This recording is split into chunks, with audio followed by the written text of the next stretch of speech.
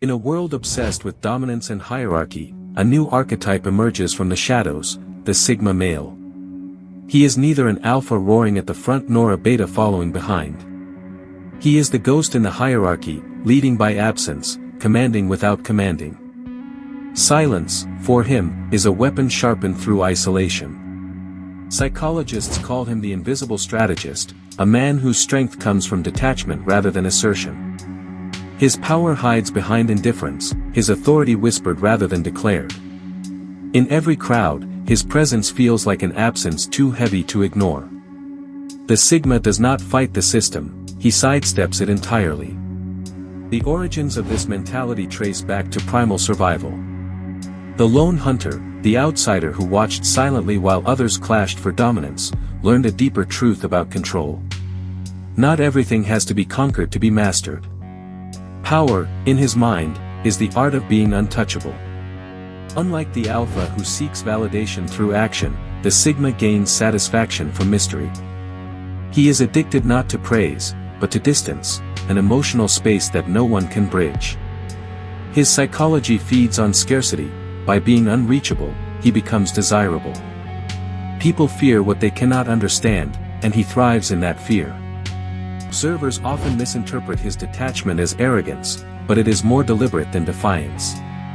To the Sigma, society's noise is contamination. Every interaction is filtered through layers of psychological armor, each forged by disillusionment. Connection, once pure, is now a transaction he refuses to participate in. This mindset forms early, rooted in rejection or observation of hypocrisy.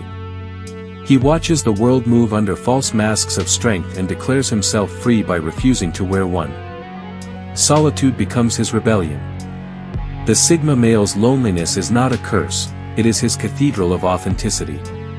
In relationships, the Sigma displays emotional minimalism. He listens without responding, acts without explaining. To many, this detachment feels like cruelty, to him, it is safety. His emotional control is surgical, precise, cold, uninterested in chaos but willing to use it if necessary. Dark psychology studies reveal that the Sigma shares traits with high-functioning introverts, selective sociopaths, and covert strategists. Yet, unlike manipulators, he rarely seeks to control others directly. His control operates on a subtler level. He shapes environments by simply removing his reaction from them. Silence becomes psychological dominance. In corporate environments, his unpredictability unsettles the structured. Colleagues cannot predict his motives, and that ambiguity grants him leverage. He is the man who quits on the day of his promotion, the one who disappears right when dependency peaks.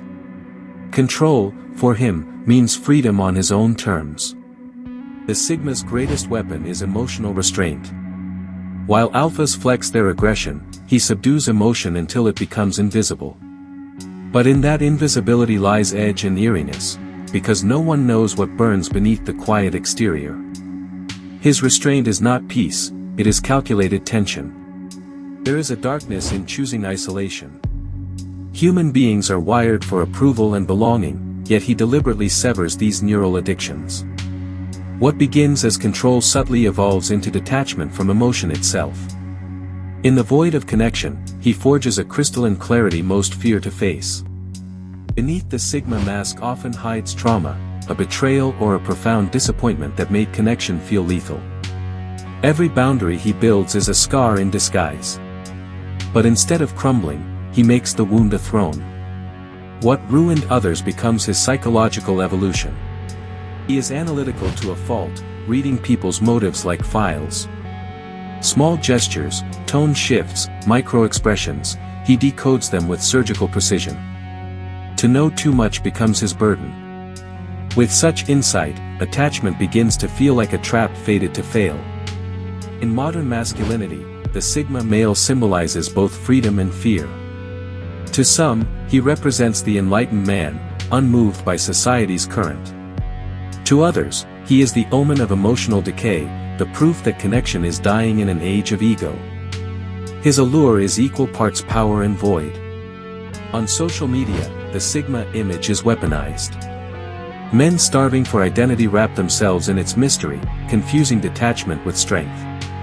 But authentic Sigma psychology is not roleplay, it is existential philosophy, earned through alienation, not aesthetic. The mask cannot be worn, it must be lived. The Sigma's social invisibility is intentional. He vanishes from group dynamics, observing from psychological high ground. By being unpredictable, he dismantles hierarchy without striking a blow. His disengagement renders power structures obsolete, no one can dominate what refuses to play. Dark psychology notes that this independence can slip into grandiose isolation. The Sigma begins to believe that understanding the world requires remaining untouchable. This self-sealing worldview, though empowering, can quietly rot, turning introspection into self-imprisonment. The line between enlightenment and delusion blurs. In personal relationships, partners often describe an eerie calm around the Sigma. His eyes, unblinking, feel like analysis disguised as affection. He sees patterns, not people, motives, not moments. Love, to him, is both a vulnerability and a riddle he prefers never to solve. Behind that restraint sits a paradoxical tenderness. The Sigma feels deeply but expresses selectively. When emotion escapes, it shakes him, because for that second, the fortress cracks. His life is a constant negotiation between feeling and control, a volatility wrapped in calm demeanor. Historically, figures like lone inventors and revolutionaries fit the Sigma archetype. Detached from applause, they pursued truth over validation, carving paths beyond convention. Their solitude bred innovation, but also melancholy. Greatness often grows in soil too silent to sustain joy. The Sigma's adaptability comes from observation rather than participation. He mirrors different realities to survive each one, altering his frequency to remain misunderstood. It is strategic camouflage. What others see as unapproachable mystery is often calculated invisibility. His silence during confrontation is not surrender, it is psychological reconnaissance. While others project outrage, he listens to the weaknesses between words. In conflict, the Sigma's victory is invisible. By the time his opponent understands, the battle is already lost. Dominance through patience. Dark psychology frames the Sigma's persona as adaptive narcissism, a survival-based selfishness devoid of malice. His universe centers on peace of mind, not people. Boundaries are religious, solitude sacred.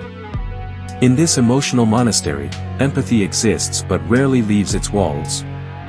Freedom is both his addiction and his curse. The same autonomy that liberates also isolates. He has nobody to impress, yet nobody to rescue him from himself. The Sigma walks the fine line between mastery and madness, between control and complete emotional extinction. Those who study him often wonder, is the Sigma truly self-sufficient, or merely afraid to need? Detachment can masquerade as enlightenment, hiding a fear of disappointment too deep to risk again. His independence may not be triumph, it may be armor forged by ghosts of trust misplaced.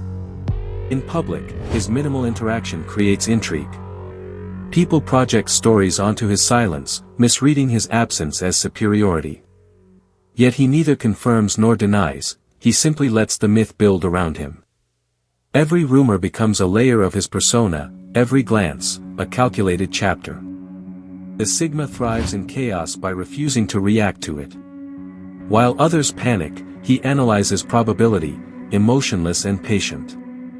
This serenity unnerves those addicted to attention. His control is contagious, it alters the energy of every room he enters. Even his failures carry mystery. He does not explain, justify, or seek sympathy. Each loss becomes another coded message to himself about human nature. In secrecy, he transforms downfall into wisdom, turning vulnerability into an invisible empire of resilience. Underneath the composure, however, lies a man constantly calculating exits. His mind keeps doors unlocked emotionally and physically. Commitment feels like captivity, so he keeps everything provisional, every bond, every belonging, every plan. For a Sigma, permanence equals death of identity. He views the modern world as theater, scripts written by fear, roles enforced by praise. While others act to impress, he studies the playwright. In understanding the illusion, he refuses to perform. Isolation becomes enlightenment through disillusionment. Envy surrounds the Sigma because he seems immune to validation. Yet what appears as immunity is often exhaustion, a man too aware of human desperation to engage in it. He watches others chase applause and feels both pity and detachment. The audience tires him more than the act. His strength reaches its peak in silence. Every pause, every absence, carries psychological gravity. In stillness, others reveal themselves. In quiet, he discovers his leverage.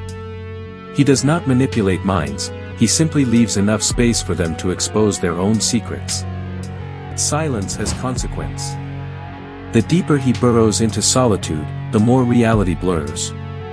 Without external mirrors, perception twists inward, feeding on itself. In pursuit of self-sovereignty, he risks vanishing, erased not by the world, but by disconnection from it. And yet, the Sigma endures, half myth, half mind study. His rebellion against conformity continues to fascinate even as it warns. In him lies a mirror for society's fatigue with noise and desperation. The quietest man in the room may, in truth, be the most dangerous of them all. As the lights fade, one truth lingers like a whisper in the dark: independence comes at a cost. The Sigma male walks alone not because he must, but because he cannot stand the weight of the false. His silence, at last, speaks louder than any roar the world could offer.